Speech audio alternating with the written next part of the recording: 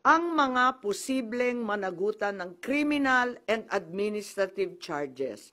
At iminumungkahi namin na imbestigahan ng Office of the Ombudsman ang mga sumusunod.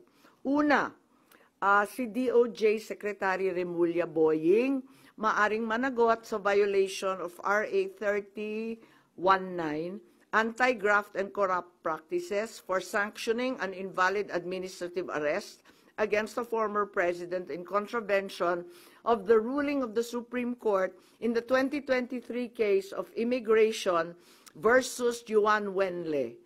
Maliwanag na napakadaming kondisyon, kwalifikasyon at requirement na isinaad ng ating Korte Suprema doon.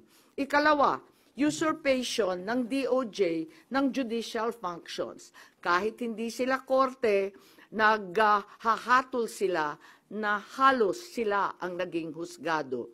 Ikatlo, grave misconduct and conduct prejudicial to the best interest of public service.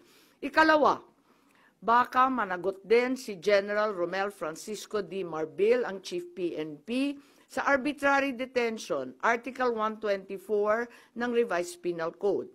Violation of RA 3019, Anti-Graft and Corrupt Practices for inducing or persuading General Torre to perform an act in violation of laws, rules, and regulations or an offense in connection with the official duties of the latter. Grave misconduct and conduct prejudicial to the best interest of public service.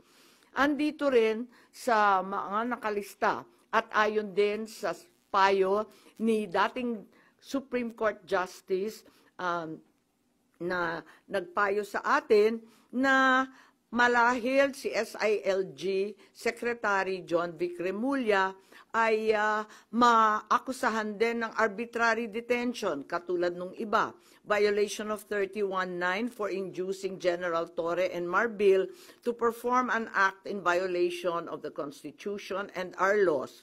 Ikatlo, grave misconduct and conduct prejudicial to the best interest of public service. Ang ikaapat na maaring patawan din ng kaso ay si General Nicolas Torre III.